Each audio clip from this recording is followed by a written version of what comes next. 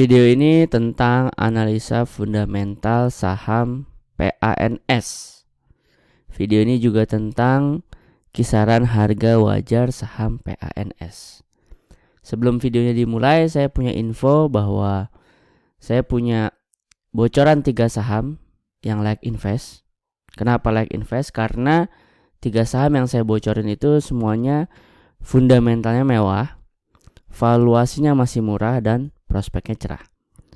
Bocoran 3 saham yang like invest ini bisa Anda akses lewat link yang saya taruh di deskripsi.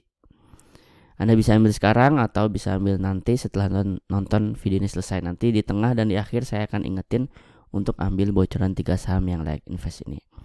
Oke, kita mulai videonya. Video ini direkam 20 Maret. Saham PANS lagi closing di 1.800. 20 Maret closing 1.800. Oke, pas bener.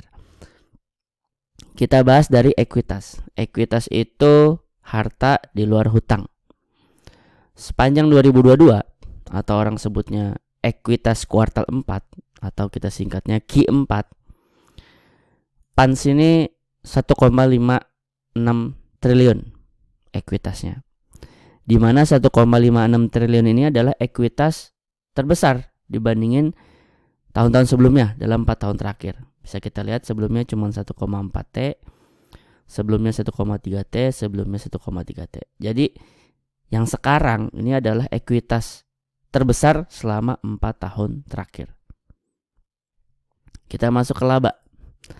Labanya PANS di 2022 itu 248 miliar. Ini juga merupakan laba terbesar selama 4 tahun terakhir. Tahun sebelumnya cuma 151 M, sebelumnya 83 M, nih jatuh nih di 2020 ya. Sebelumnya 127 M. Jadi sekarang laba PANS sekarang ini adalah laba terbesar selama 4 tahun terakhir. Nah, kalau laba terus meningkat dari tahun ke tahun dan bahkan terbesar selama 4 tahun terakhir, lalu juga ekuitas meningkat dari tahun ke tahun dan bahkan yang sekarang adalah ekuitas terbesar selama 4 tahun terakhir, maka bisa disimpulkan fundamentalnya si PANS ini mewah ya. Laba meningkat, ekuitas membesar, fundamentalnya mewah. Oke, jadi soal analisa fundamental udah selesai nih. Sekarang kita masuk ke bab kedua, yaitu tentang valuasi. Tapi sebelum saya masuk ke valuasi, saya minta tolong ke Anda untuk like video ini dan tulis PANS di komen. Makin banyak yang ngelakuin, bagi saya pribadi makin bahagia. Bagi algoritma channel saya makin dihargai sama YouTube sehingga video saya makin direkomendasikan.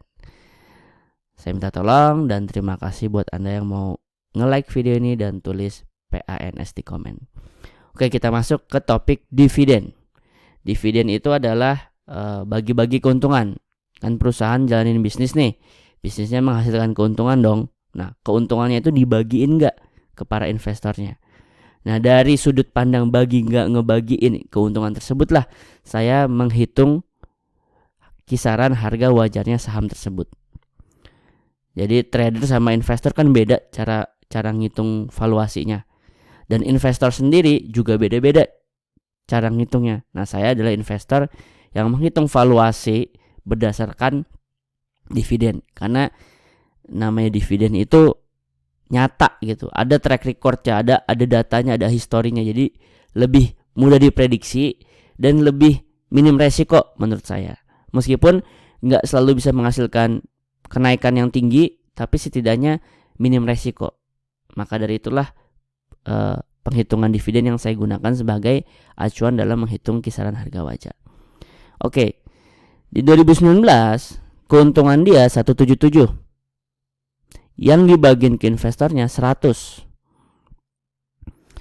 Nah, DPR-nya itu 56%. 56% itu dari mana? 100 itu 56% dari 177. Jadi ngomongin dividen, simple yang ngomongin DPR. Di 2019 DPR-nya 56%. 2020 86%. 2021 71%. Nah, sekarang 2022 kira-kira berapa nih DPR-nya nih? Sekarang udah masuk 2023. Tapi dividen yang akan dibagiin di 2023 adalah hasil keuntungan selama 2022. Nah, kita tebak nih kira-kira DPR untuk keuntungan selama 2022 berapa? Nah, di detik ini dia udah ngantongin 345 nih. Jadi secara EPS ya, EPS itu keuntungan gitu. EPS-nya nih selama 4 tahun terakhir dia udah terbesar nih. Nah, tinggal kita mikirin DPR-nya berapa. Nah, tapi sebelum ngomongin DPR-nya berapa, kita lihat dulu nih historinya si PANS gimana. Jangan kita ngomongin DPR tapi ternyata dia bolong-bolong gitu kan, berarti kayak nggak ada jaminan gitu kan. Nah, ini dividennya PANS, histori dividennya PANS.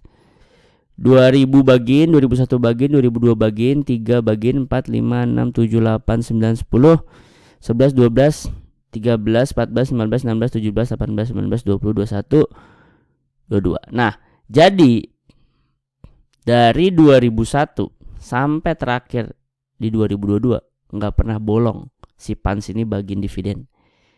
Jadi hampir agak pasti saya nggak mau bilang pasti, hampir agak pasti untuk keuntungan 2022 akan dibagiin di 2023 tahun ini gitu ya. Nah, sekarang tinggal kita mikirin berapa besaran DPR-nya. Saya bikin 3 skema. Skema pesimis saya setidaknya dia bagiin di 56%. Itu 56% dari mana? Ya 56% adalah DPR terendah selama 3 tahun terakhir dari 2019 sampai 2021. Lalu skema optimis saya pakai 56% juga ya. Lalu skema optimis saya dia bagiin DPR-nya 71% atau 86%. Jadi saya akan pakai angka optimis saya 56% karena setidaknya ya 56% yakinlah saya dia akan setidaknya dia bagi 56%. Kalau nanti kenyataannya dia baginya 71% atau 86% atau di atasnya, itu kita udah nggak usah pusingin, nggak usah pedulin karena kita hitungannya udah pakai DPR terendah. Sini saya masukin 56%. Nah, keluar nih. Berarti dengan performa seperti ini ya, dengan asumsi DPR 56% untuk keuntungan selama 2022 yang akan dibagikan di 2023 ini, di harga PANS 1.800, maka harga murahnya tuh ada di 1.932. Atau di harga sekarang aja masih rendah, masih di bawahnya harga murahnya, masih ada 7% menuju ke harga murah. Ini harga murah loh ya. Lalu harga wajarnya ada di 2.800. Atau di harga sekarang kalau Anda masuk di 1.800, maka menuju harga wajarnya secara kenaikan harganya ada 61% potensinya. Lalu mahalnya ada di 3.800 atau ada potensi sebesar 115%. Nah, jadi kalau secara valuasi ya, menggunakan proyeksi dividen tahun 2023, bisa dibilang PANS ini valuasinya masih murah. Ya, kalau normalnya kan masuk di harga wajar. Kalau beruntung banget masuk di harga murah. Nah, ini PANS ini di bawah harga murah. Jadi kesimpulannya valuasinya si PANS murah, masih di bawah murah bahkan. Gitu. Jadi kalau Anda nanya ke saya, bagaimana valuasinya PANS? Saya akan jawab, saya akan ngitung berdasarkan proyeksi dividen tahun 2023 dan hitung-hitungan saya, PANS ini masih murah, bahkan di bawah murah. Nah, Anda mau beli apa enggak? Setelah saya jawab seperti itu terserah Anda. Uang-uang Anda, keputusan-keputusan Anda. Oke. Nah, ini udah 9 menit. Mungkin Anda udah ada yang mau exit. Kalau Anda mau exit, jangan lupa ambil bocoran 3 saham yang layak invest dengan klik link yang ada di deskripsi. Kita lanjut.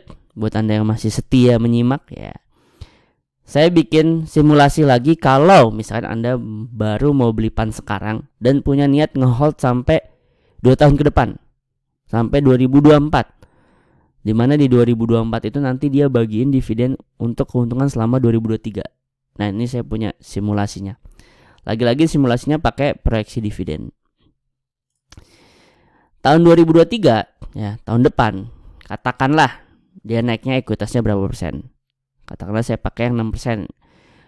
Kalau nanti kejadian aslinya dia naik 10% atau di atasnya, saya nggak usah mikirin, saya anggap kejadiannya dia hanya naik 6%.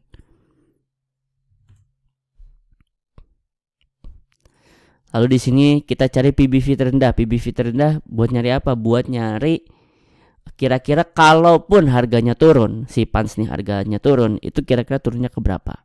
Nah, sebenarnya baiknya emang nyari paling rendah. Tapi di sini paling rendah adalah di 2020 yaitu 0,48. Di mana 2020 bukan tahun biasa, 2020 adalah tahun pandemi. Ya, jadi saya akan cari terendah kedua, ya. Terendah pertama 0,48, terendah kedua 0,65. Di sini saya akan pakai 0,65.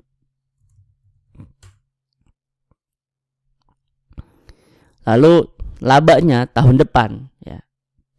Karena semoga ya tidak ada pandemi lagi. Jadi mungkin dia akan naik lagi, saya akan pakai, katakanlah dia nggak usah naik 81%, nggak usah naik 64% juga, katakanlah ya 10%, katakanlah ya setahun dia naiknya 10%. Lalu untuk DPR dia 56% lagi. Nah, keluar nih. Fokusin mata Anda ke sini. Maka kalau dengan asumsi 1, saya ulang ya, dengan asumsi 1, ekuitas Pans tahun depan cuma naik 6%. 2, kedepannya nggak ada pandemi lagi sehingga kalaupun turun harga Pans nggak sampai turun ke PBV 0,48, tapi masih mungkin turun 0,65. Ya. Ketiga, katakanlah tahun depan laba Pans cuma naik 10%. Lalu katakanlah dividen tahun 2023 Pans DPR-nya itu 56% lagi. Maka resiko ngehold Pans selama 2 tahun sampai 2024 itu secara harga minus 16,84% secara harga. Tapi yang agak hampir pasti, lagi-lagi saya bilang agak hampir pasti karena nggak ada yang pasti di dunia saham, karena saya juga bukan Tuhan dan juga bukan dukun.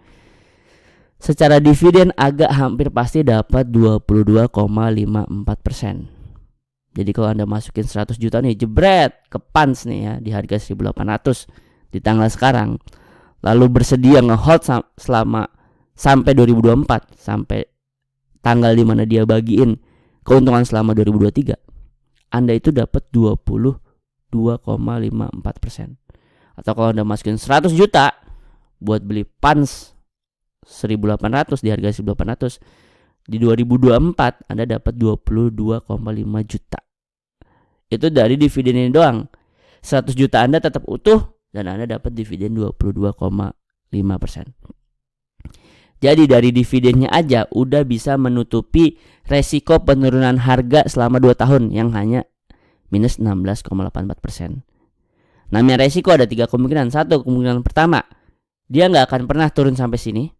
Ya, itu kemungkinan pertama. Kemungkinan kedua, dia bisa beneran sampai turun segini. Kemungkinan ketiga, dia bisa turun lebih parah lagi daripada segini. Nah, untuk 3 kemungkinan itu saya sama sekali nggak tahu. Saya hanya bisa menghitung saja.